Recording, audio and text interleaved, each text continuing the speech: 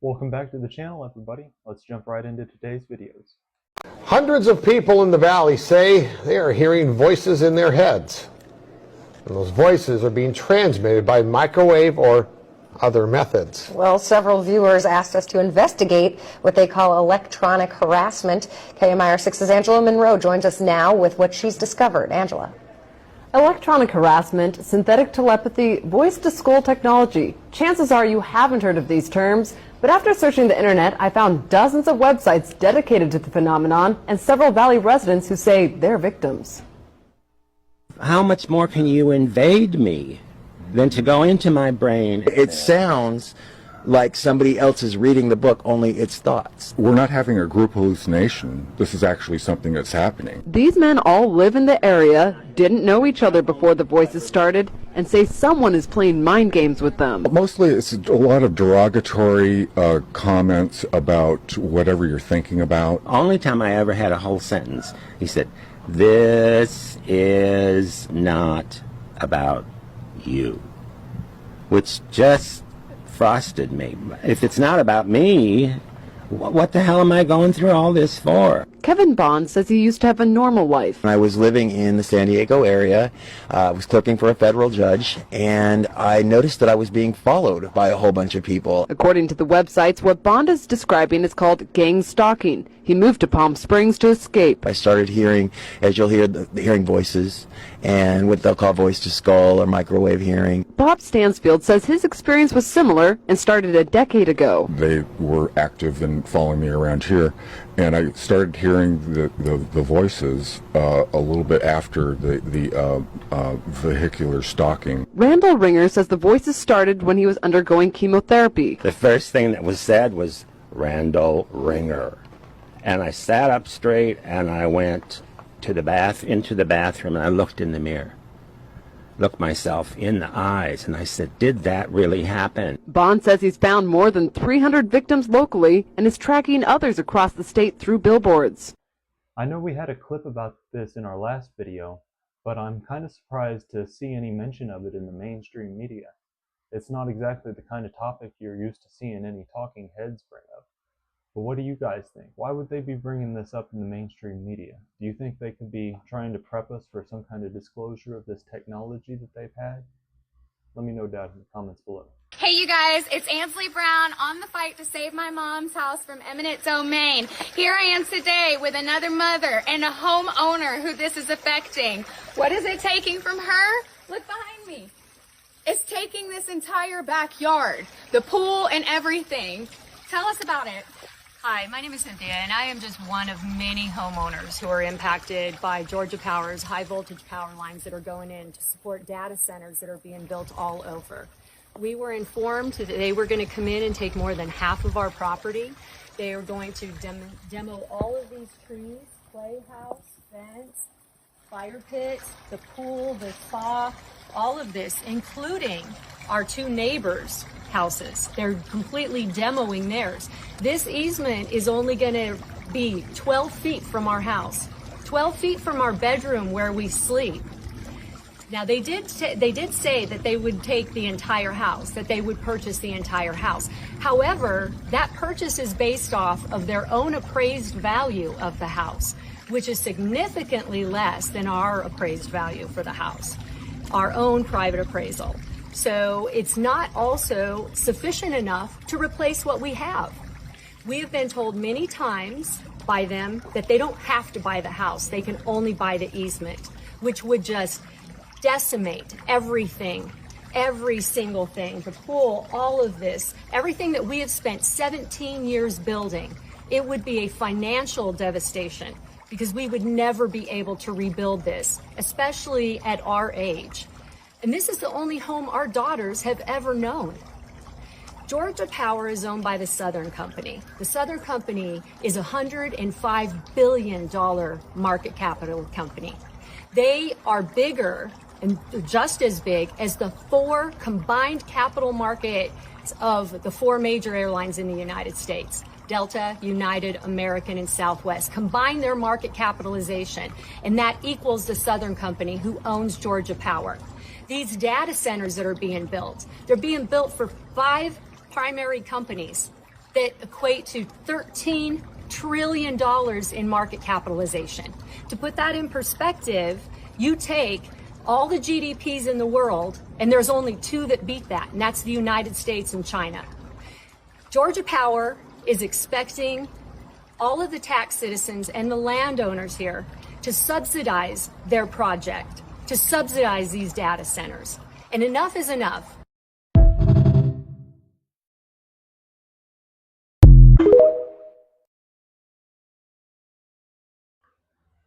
It is absolutely shameful what these power companies are doing, and what they seem to be getting away with. Now, I may not be able to do much about it myself, but I, at the very least, plan to at least keep sharing these videos around, and maybe they'll reach somebody who can do something about it.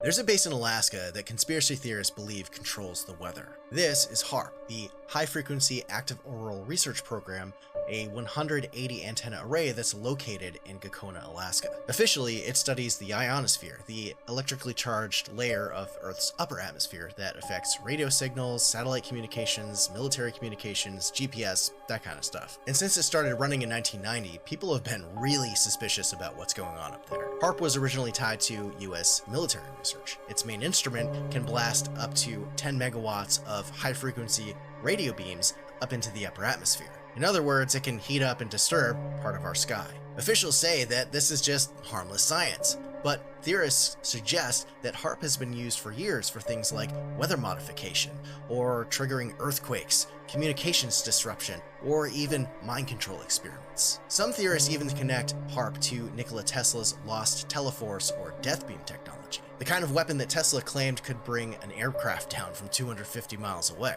And then there's this, a real 1987 patent from physicist Bernard Eastland, titled Method and Apparatus for Altering a Region in Earth's Atmosphere, Ionosphere, and/or Magnetosphere, which describes altering Earth's atmosphere to manipulate weather systems, disrupt enemy communications, and even affect human behavior over a wide geographic area. Now, this patent doesn't prove that HAARP actually used this kind of technology, but the idea of weaponizing the sky has at least been around for 40 years or more. HAARP ran from 1990 to 2014 until the military closed it. In 2015, the University of Alaska reopened it for academic purposes. But some think that they still might be doing experiments up there, along with the dozen or so other facilities just like this all around the world.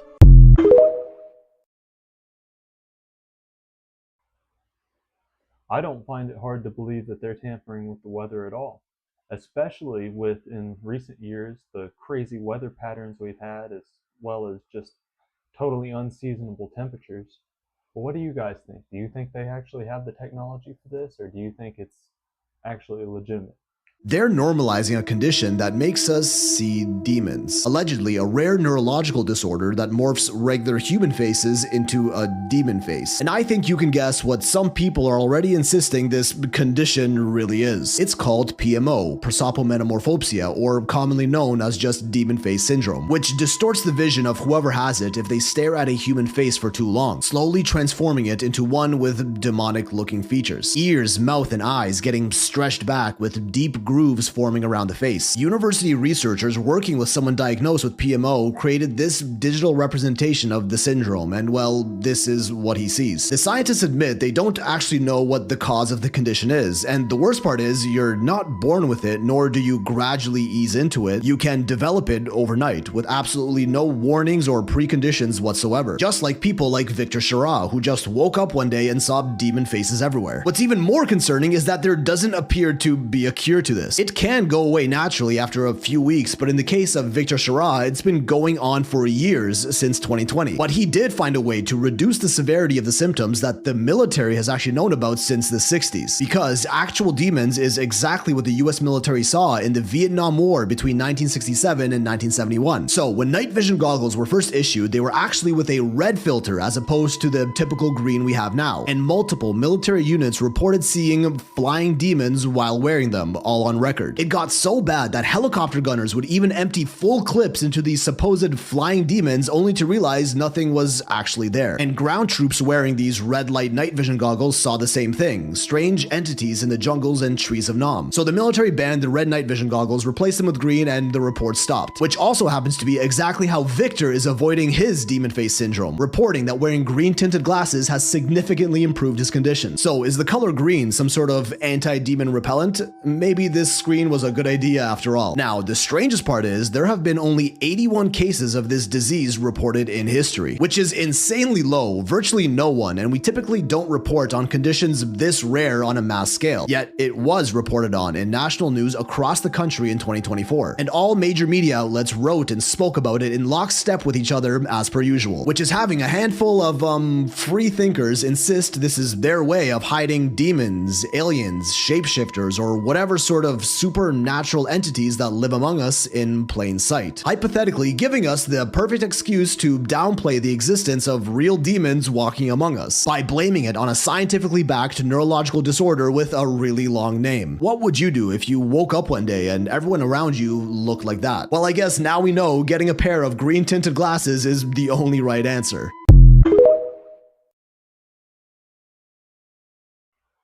Yeah, I don't know how I feel about this.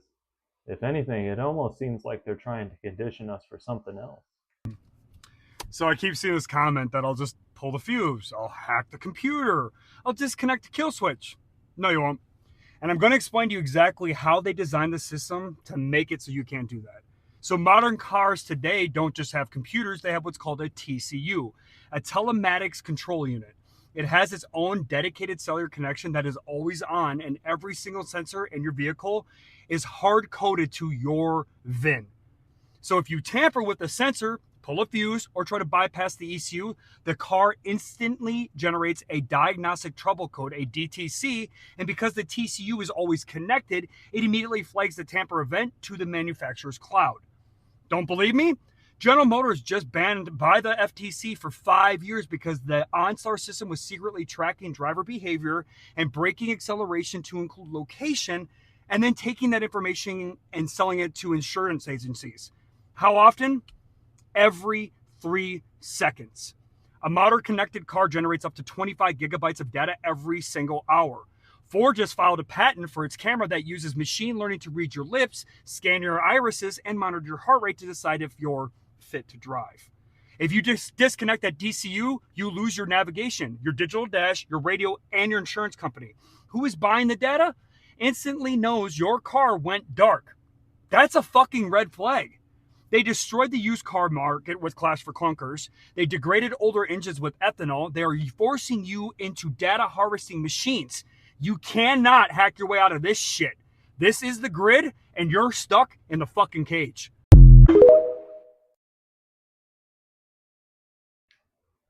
The future of the personal automobile certainly looks bleak, doesn't it? If you've got any kind of old school mechanic skills where you can keep any of these older surveillance-free vehicles running, you might be in high demand soon. Wait, what did he just say? There's going to be people of means who are going to travel, and then there's going to be people maybe who of lesser means who might actually be able to use an Oculus or a Magic Leap or some other kind of device to travel to the same place, but from their own couch. But in many ways, it's actually going to create even more distance between those two people. That psychologically, and I think that we've experienced this through social media. In many ways, it's brought people closer in certain ways, but actually created this remarkable divide because it's even more visible. Actually, the divide in certain ways. There's going to be people.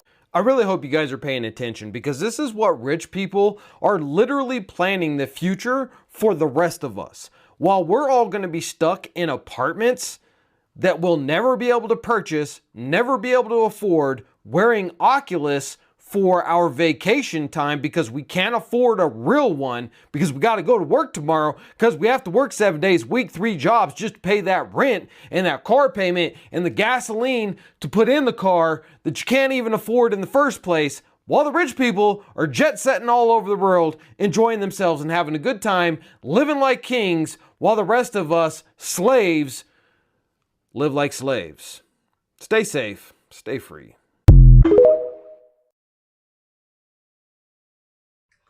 It's vile the way they'll just come right out and say it anymore.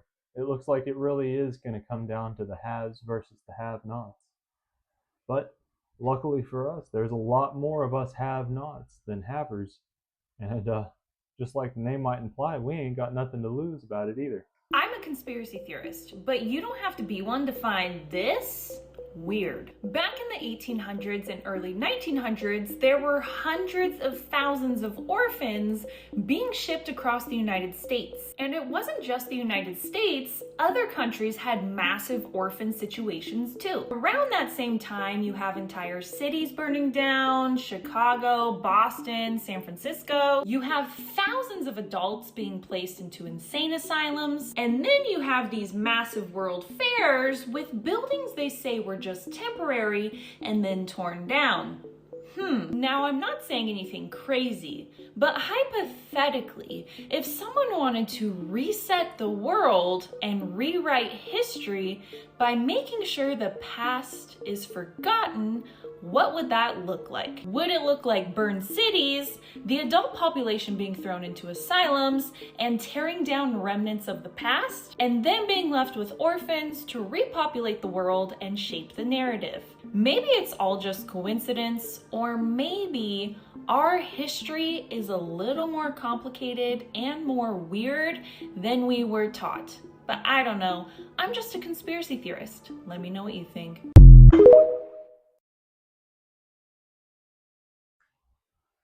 This is certainly an interesting theory, but I don't know how they could ever pull this off. Not really. I mean, there's just too many people in the world, and, you know, families are too interconnected, and, you know, there's just too much going on.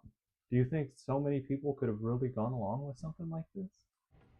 The cost of living in this country is currently, it's not going to be, it is currently unsustainable. And there are people that they know this, but then they'll still look at somebody else that's struggling and then tell them they're not doing good enough. I want you to imagine somebody that makes $75,000 a year. That's a pretty high up wage in terms of like top earners in this country, $75,000 a year. And we're going to go through some things here. This is a person with no debt outside of a car. And please don't hit me with the, you can go buy a car for, shut up, you can't, shut up, stop saying ridiculous things. An entry-level decent car is $30,000. So this person who puts $200 a month into insurance and they pay 5% into their 401k because shut up, people should be able to put money into their retirement. Because if you're not doing it now, you're never going to get to start doing it later. So after those two things come out of their paycheck and their taxes are paid, they bring home $53,850 a year from a $75,000 paycheck. Average rent in my state for a one-bedroom apartment, because an adult should be able to live by themselves, $1,700. That car payment at 6% for an entry-level, very reasonable sedan, nothing fancy, that car payment's $579 a month. Car insurance, $240 or so a month for a lot of vehicles in this day and age. You're a young person, you've got a nice job, but the insurance companies still want to screw you over. Food. You only cook at home. You never, ever go out. You only cook at home and you only eat decent quality food because a human being should be allowed to eat decent quality food. You pay $879 a month for that. You spend $250 a month in gas. You wear and tear on your car $100 a month. $80 for your phone, $80 for your internet, $175 a month for your electricity, $70 for your water, $20 for your cash. You make $75,000 a year, and outside of a car payment, you have zero debt. Do you know how much money you have left over annually at a $75,000 wage? You do nothing. You don't own a Netflix. You don't go out on a date. You don't pay to go to a park. You don't go watch a movie. You do nothing. If you can't find it on the internet for free, you don't get to do it. If you can't cook it at home for your $800, you don't get to do it. You have $3,700 left over annually. That's like $320 a month. And there's going to be, well, that's $300. Shut up. Shut your stupid, contrarian, edgelord mouth. That's not a doctor bill, because God knows just because we have insurance doesn't mean that we don't still pay far out the ass when we go to the doctors. People like to be entertained. They want to date. They want to... There's those of you out there that will tell somebody living like this on $75,000 a year before taxes that they are not doing what they're supposed to do, that they should get a second job, that they should get a side hustle, that they should get a better job. And the fact that you would look at somebody with no debt other than a car and say something like this to them means objectively you're a moron and you live in a fantasy world. This is unsustainable.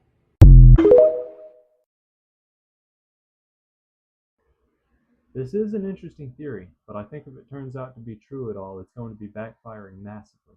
More and more people are waking up every day, and you can't unknow once you learn the truth of this world. Has anybody else realized that the algorithm is now force-feeding us information that makes us distrust authority? I find it very fishy that suddenly we're allowed to talk about what is being sprayed in the skies without it being taken down as misinformation.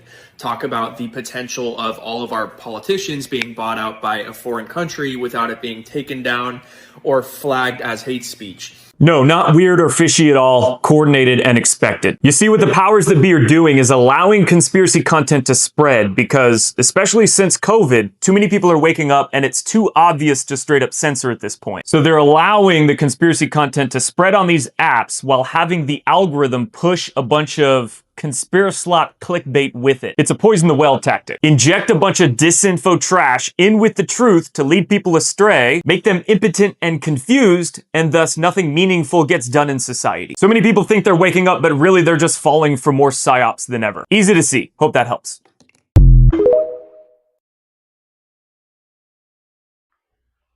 This is an interesting theory, but I think if it holds any water at all, it's going to backfire on them massively. More and more people are waking up every day, and once you're aware of what's going on in this world, you can't just unlearn what you've learned. Eventually, we're going to reach a critical mass, and enough of us are going to realize what's going on, and we won't be able to be stopped anymore. But anyway, that's the last clip of the video tonight, guys. Thank you so much for watching these with me and sticking it through to the end. If you enjoyed the video, please consider dropping a like and leaving a comment down below. It really helps boost the algorithm. And be sure and subscribe and click that notification bell. That way you never miss an upload. Anyway, have a good night, everybody. Bye-bye.